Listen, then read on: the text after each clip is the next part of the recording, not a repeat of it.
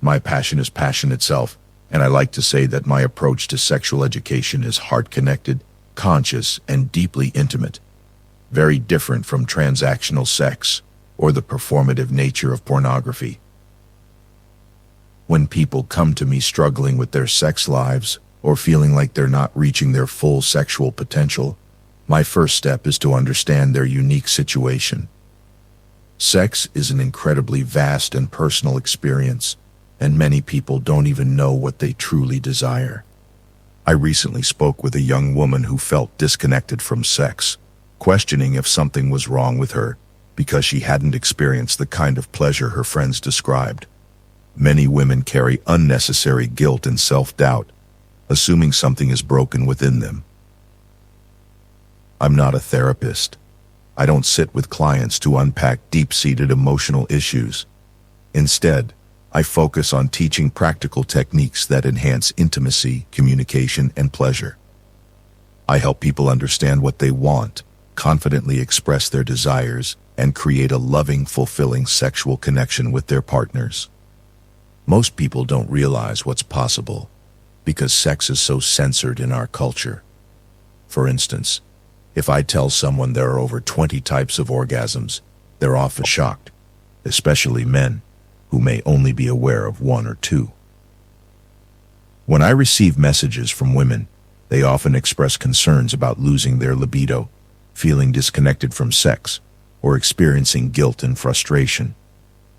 On the other hand, men typically ask about sexual performance, erectile dysfunction, male enhancement, or overcoming shame around their desires. Whether it's men or women, most people reach out because they want to fix something in their sex lives, either the quality or the frequency of intimacy. My journey into this field was unconventional. I didn't study sex therapy in college, nor was it an extension of a psychology degree. I became an expert at 42 when I embarked on my own sexual expansion journey.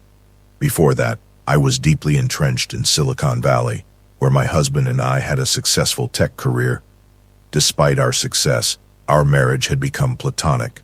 I avoided sex, not because of a lack of love, but because I had never experienced an orgasm from intercourse. I carried unhealed sexual trauma, which, like many people, led to dissociation during intimacy.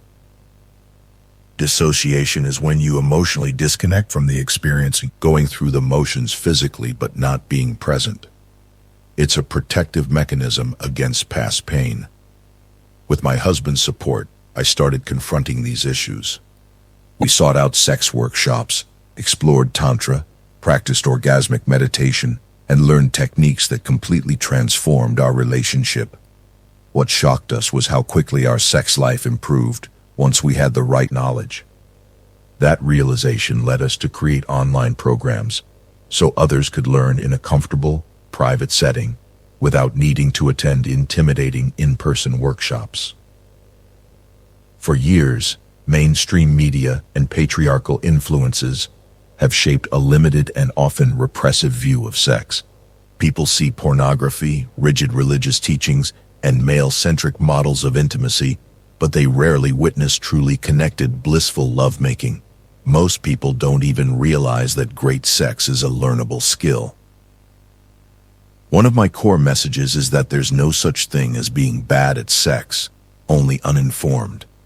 If something isn't working, it doesn't mean you're broken. It just means you haven't yet learned the skills that could make all the difference. When couples understand proper communication, pleasure techniques, and how their bodies truly function, their entire experience of intimacy changes. A common misconception I challenge is the idea that foreplay and sex are separate. That mindset comes from outdated beliefs that sex exists solely for procreation. In reality, sex is an expansive, multifaceted experience. It includes passionate kissing, physical touch, deep communication, sensual exploration, and a vast range of pleasurable activities beyond intercourse. When my husband and I were struggling, I was giving him what I now call mercy sex, engaging in intimacy out of obligation rather than desire. Many women in long-term relationships find themselves in this situation. Eventually, I realized that my dissatisfaction wasn't about my husband. It was about a lack of knowledge and unresolved trauma. Healing involved working with trauma specialists, using somatic therapy, and embracing new ways of understanding pleasure. One powerful exercise was writing down every negative sexual experience I had ever encountered. The process of acknowledging and being witnessed in my pain was incredibly freeing. While everyone's healing journey is different, the key takeaway is that trauma doesn't have to define your sex life. It can be healed and transformed. Ultimately, my mission is to help people move beyond limiting beliefs and step into a world of passionate, fulfilling intimacy. Whether someone feels disconnected from sex, struggles with performance issues, or simply wants to explore new possibilities, the path forward is through knowledge, communication, and a willingness to learn. Has your sex life evolved over time, particularly in terms of dynamics? You were in a monogamous relationship for many years, but at some point, you and your partner decided to open it up. What led to that decision? Well, we had been together for a long time, and as we became really skilled in the bedroom, we thought, this is so much fun. Why not explore with other people too? So we did. Of course, it wasn't without its challenges. Non-monogamy always comes with complexities, but I have no regrets, even about the difficult parts. How would you define your relationship style? There are so many terms: polyamory, open relationships, ethical non-monogamy, and so on. If you think of non-monogamy as a tree, all these different styles are just branches. There's ethical or consensual non-monogamy, polyamory, open relationships, the lifestyle, swingers, and even pineapple people. But one term I've been resonating with lately is relationship anarchy. My husband and I have been in an open relationship for over 20 years, more than half of our 33-year marriage. We were guided by experienced mentors in their 70s and 80s who taught us how to navigate this lifestyle safely, both physically and emotionally. Would you say you advocate for non-monogamy? Not at all. I'm not here to say that my way is better than anyone else's. This is simply what works for me. But as someone who teaches people how to improve their sex lives, I believe experience matters. If I had only ever been with one person, how much could I truly know? Every partner I've had has been a learning experience, always approached with safe practices, which I'd be happy to explain. How does the conversation about opening up a relationship even start? That seems to be one of the hardest parts. For us, a major turning point was embracing radical honesty. We had already been seeing therapists and attending sex workshops, but we realized we weren't being fully honest with each other. Inspired by Radical Honesty by Brad Blanton, we committed to complete transparency, no more sugarcoating or holding back. What was the hardest truth your partner ever told you? Probably that he had been with someone else. At first, I felt a deep sense of shame, like I had done something wrong. But over time, I learned that truth, even when difficult, is freeing. When expressed with love, honesty isn't harsh. It's simply reality. How did you and your husband first explore polyamory? Was it your idea or his? It was mutual. We had attended workshops where we experienced non-sexual intimacy with others. Things like sensory exercises, where multiple people provide touch, whisper affirmations, and create a deeply positive experience. This type of connection made us realize that intimacy can be much broader than we originally thought. One of the best things we learned was a game called 3 Things I Love About You. At any time, either of us can ask the other to list 3 things we love about them. But the rule is, you can't repeat anything you've said before. Over decades, this has strengthened our connection and deepened our appreciation for each other. Switching gears, we asked our audience to share some relationship challenges. Here's a clip from Eliza, a woman in her 40s with 2 kids who feels disconnected from her husband. She says, "Between work, doctor's appointments, and the kids, we barely spend time together. We pass each other like ships in the night. I miss real conversations. I don't remember the last time we had one. Does this sound familiar? Absolutely. Raising children often puts a strain on intimacy. In your 20s, everything is new and exciting. In your 30s, if you have kids, exhaustion takes over. Your sex life takes a hit. By your 40s, you start thinking, I need to fight for my intimacy. I can't let it slip away. In your 50s, you realize, I need to enjoy this while I can. And by your 60s, you're grateful you didn't give up on it. Eliza also mentioned struggling with body image after childbirth. She said, I wasn't prepared for how much my body would change. I don't recognize myself anymore. I don't feel comfortable in my own skin, and I've fallen out of love with my body. Many women experience this. Estrogen, the hormone that protects women, also makes us more self-critical. Society conditions women to judge themselves harshly, even when their partners still find them attractive. Most men don't see their wives the way their wives see themselves. He likely still finds her beautiful. Meanwhile, men tend to have the opposite issue. Testosterone gives them rose-colored glasses, making them feel more confident in their appearance than they actually might be. So women underestimate their attractiveness, while men overestimate theirs. What's the first step for couples who feel disconnected? The simplest and most powerful step is physical touch, just holding each other. Many couples assume intimacy starts with sex, but it really starts with feeling close again. I teach a concept called the sexual soulmate pact, which is an agreement between partners. I can tell you anything about what I need, and you'll be happy I told you. You won't take it as criticism. You'll appreciate the honesty. Partners should check in and ask, do you need to be held? Do you need gentle affection? Or are you feeling more passionate today? How do couples break the cycle of avoidance when intimacy feels awkward? Avoidance creates more distance. If you haven't been intimate in a while, there's a growing tension. You start thinking, oh God, are they going to bring it up? Should I pretend I'm asleep? The longer it goes unaddressed, the worse it gets. The best approach is small steps. For example, a husband could say, how about Thursday night? I'll bring home dinner. We'll get the kids to bed, and I'll set up a cozy space. No pressure for anything, just time for us to reconnect. I'll hold you, massage your shoulders, and tell you how much I love you. If we feel like taking it further, we will. If not, that's okay too. Why is taking the pressure off so important? Because stress kills arousal. Women don't respond well to pressure when it comes to intimacy. If you remove expectations and simply focus on comfort and closeness, desire often follows naturally. You also mentioned that guilt can be harmful in relationships. Could you elaborate? Guilt, especially around intimacy, creates a cycle of avoidance and resentment. Many people compare their relationship to others or feel they should be having more sex, but comparison is toxic. Instead of guilt, couples should focus on communication.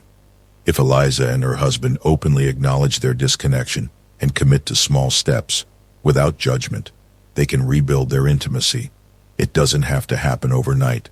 The key is to reconnect emotionally. I can express anything I need to, and you'll appreciate that I'm being open with you. When that kind of communication is combined with novelty, it creates excitement. For example, have you heard about the heated sex toy, or the one that inflates? What about exploring a P-spot stimulator, or trying a new type of penis ring? When you introduce new experiences, it keeps things fresh and gives you something to look forward to. One of the things I like to share with people is the idea of a sex life bucket list. I compiled 48 of my best ideas and created a printable checklist. Along with it, I provide a video explaining each idea.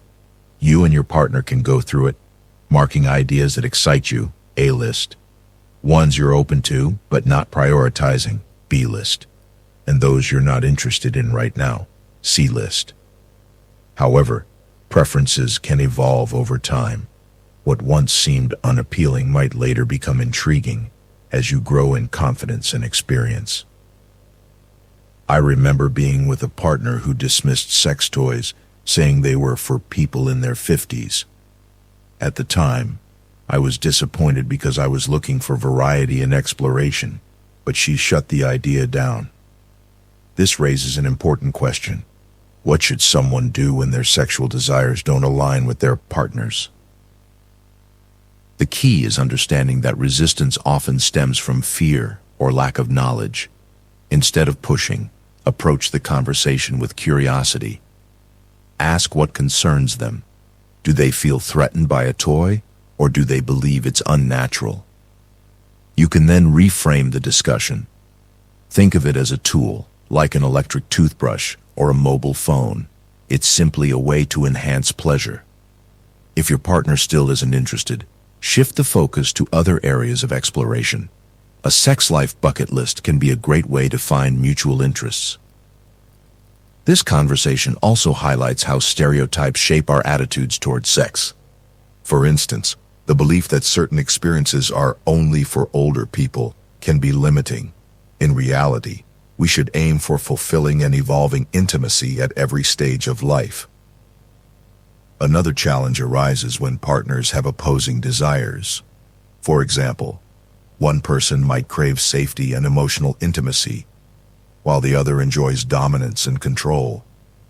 This is where understanding sex languages comes in. Similar to love languages, they define our erotic preferences. While we may start in one comfort zone, we can also expand our experiences over time. Someone who enjoys being submissive might gradually explore dominance, and vice versa. Maintaining desire requires a balance of safety and novelty. If you're in a long-term relationship, keeping things fresh means continually introducing new ideas. Personally, I love having a partner who is always open to trying new things, and we often plan our intimate experiences together. Sometimes, we even involve a third partner, and before our encounters, we discuss what we'd like to explore. The key is staying attuned to our natural instincts, our inner animal, and allowing spontaneity to guide us. Now shifting gears to a common concern among men, performance anxiety and premature ejaculation. Many men feel insecure if they can't last long, believing their partner isn't truly satisfied. However, this is a widespread issue. About 1 in 4 men experience it. One approach to overcoming this is a technique called the me breath, which helps with ejaculatory control. It involves 3 key elements. 1. A pelvic floor squeeze, engaging the PC muscles, similar to Kegels. 2. A controlled breathing technique inspired by Taoist semen retention methods. 3. A rhythmic pelvic movement to reduce tension and promote endurance. Practicing these techniques during masturbation can help retrain the body to control arousal levels. Additionally, many men put too much pressure on themselves to ensure their partner's pleasure, which can create anxiety. Instead of overthinking, it's important to be present in the moment and focus on mutual enjoyment. Another misconception, reinforced by pornography, is that sex should be fast and intense. However, real intimacy is about slowing down and fully engaging with your partner. This is where pleasure tools, or sex toys, come in. They aren't a replacement for connection, but rather a way to enhance it. One of the best tools for partnered intimacy is a lay-on toy, which sends pulsating vibrations through the external vaginal structures. This enhances arousal and helps women reach full clitoral erection, which can take up to 20 minutes, significantly longer than male arousal. Many men don't realize that their partner's pleasure potential is just as complex as their own. In the end, great sex isn't about checking off techniques or lasting longer. It's about connection, communication, and shared exploration. By staying open-minded, embracing new experiences, and learning what truly satisfies both you and your partner, intimacy can continue to evolve in exciting and fulfilling ways. Open communication in relationships is key. Being able to express desires and preferences freely helps partners understand each other better. When you create an environment where both partners can openly discuss their needs, it fosters deeper intimacy. Adding novelty to intimacy, whether through new experiences, ideas, or exploring different aspects of pleasure, keeps things exciting. One way to introduce novelty is by creating a sex life bucket list. This is a list of experiences or activities that partners are curious about exploring together. It allows both individuals to identify their top preferences, absolute yes experiences, things they are open to but not necessarily eager about, and activities they currently aren't interested in but may consider in the future. Sexual preferences and comfort levels evolve over time, just as personal development does. What may seem unappealing at one stage of life can become intriguing later. For example, some people initially resist the idea of using intimacy-enhancing tools or accessories, associating them with a certain age group or specific lifestyles. However, these are simply tools designed to enhance pleasure and should be viewed similarly to other innovations that improve daily life.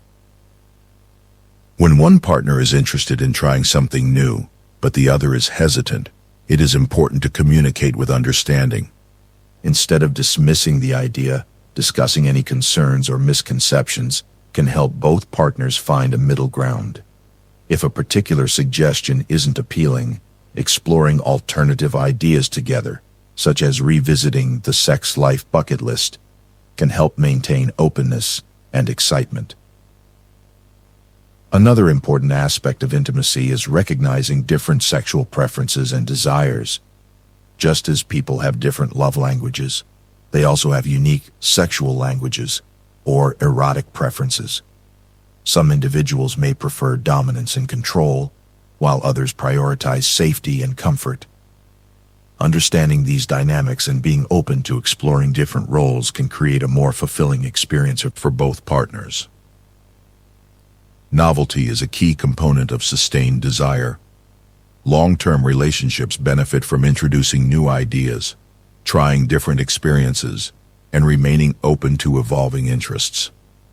Whether through exploring fantasies, learning about new techniques, or understanding the biological aspects of pleasure, continuous exploration keeps the relationship exciting. For men who experience challenges such as premature ejaculation, various techniques can help improve control. One approach involves a combination of physical techniques, such as controlled breathing, pelvic exercises, and mindful movement, to increase awareness and endurance. Practicing these methods during self-exploration can help improve control during partnered experiences. Additionally, reducing anxiety and focusing on mutual pleasure rather than performance can create a more enjoyable experience for both partners. Lastly, understanding the anatomy of pleasure enhances intimacy. Women's arousal and readiness often take longer than men's, as female arousal involves a complex network of erectile tissue that requires stimulation over time. Taking a patient and attentive approach, such as through massage, touch, or the use of pleasure-enhancing tools, can make experiences more satisfying for both partners. Openness, communication, and a willingness to explore together contribute to a fulfilling and evolving intimate connection. By understanding and respecting each other's desires, couples can create a dynamic and pleasurable experience that strengthens their bond over time. Understanding and enhancing intimacy in relationships. Many people struggle with keeping their intimate lives exciting and fulfilling over time. It's common for couples to experience periods where intimacy becomes routine, mechanical, or even fades due to lack of variety or emotional disconnection.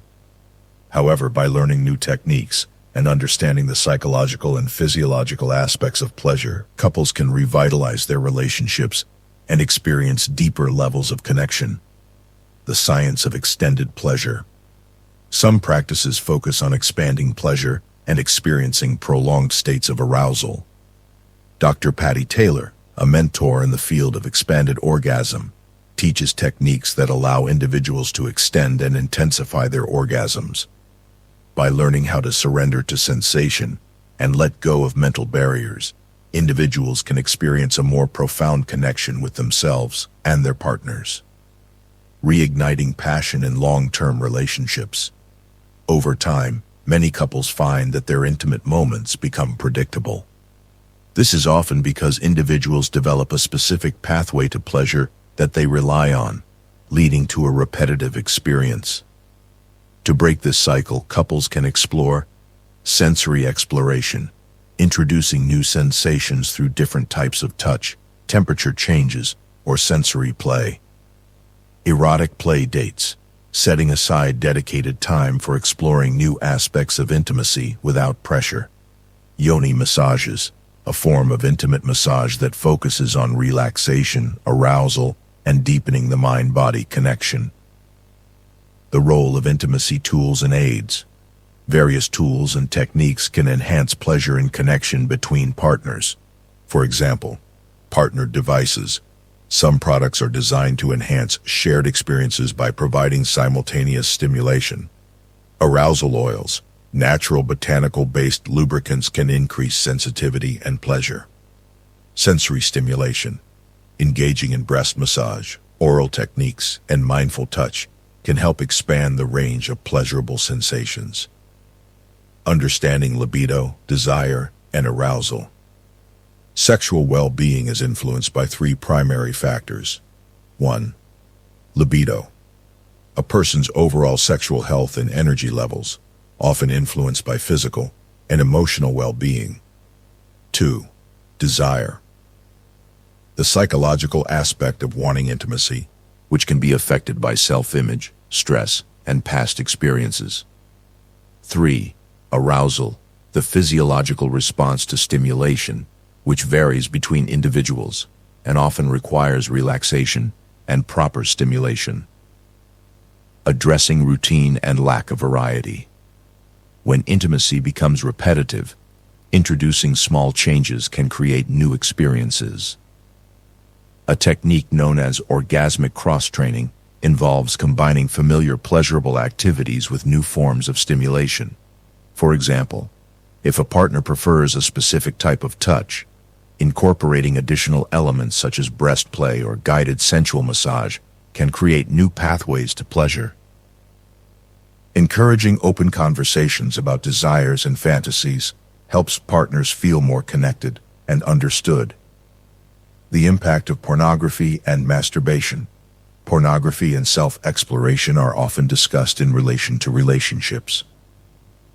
While some find personal enjoyment in these activities, they can sometimes impact real-life intimacy if they become a substitute for connection.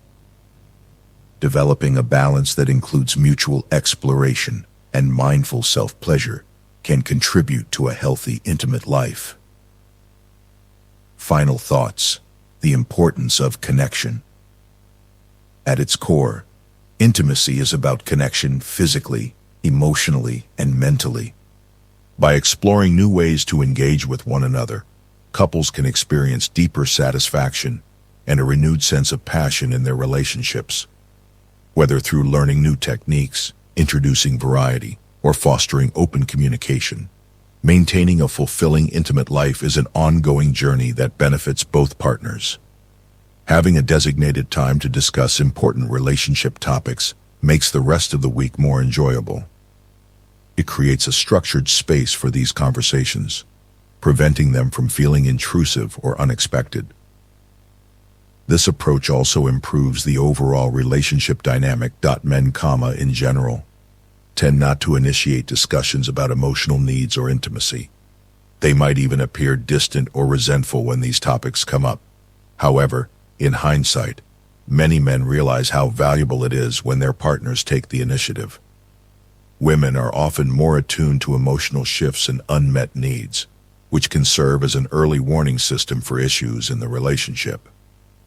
While men may struggle to express themselves as articulately, this doesn't mean they don't have similar needs. They just might not recognize them immediately. Because of these communication differences, some men feel at a disadvantage when discussing sensitive issues with their partners. They might worry that their partner will be more eloquent and persuasive, making the conversation feel unbalanced. This is why working with a therapist can be beneficial. It provides a neutral space to navigate difficult discussions. The phrase happy wife, happy life may be a cliché, but it holds some truth. Men often see their role as simply keeping their partner happy, assuming that will maintain harmony. However, a deeper understanding of relationship dynamics reveals that addressing unmet needs, both hers and his, leads to mutual fulfillment.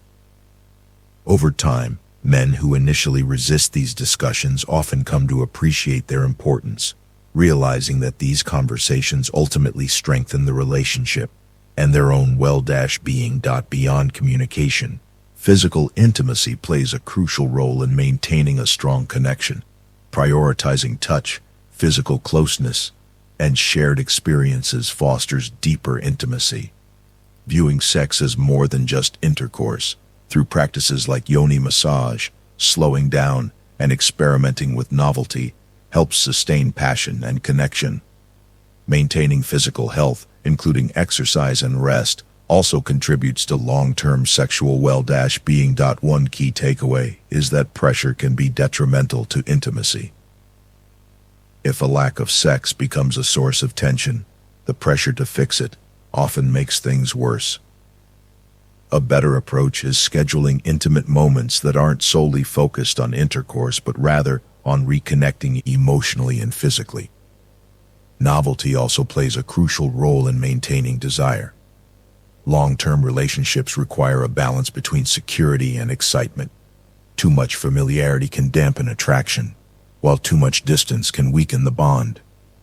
Finding a middle ground is key. Ultimately, relationships require active effort to sustain both emotional and physical connection. By embracing communication, prioritizing intimacy, and maintaining balance, couples can continue to grow together.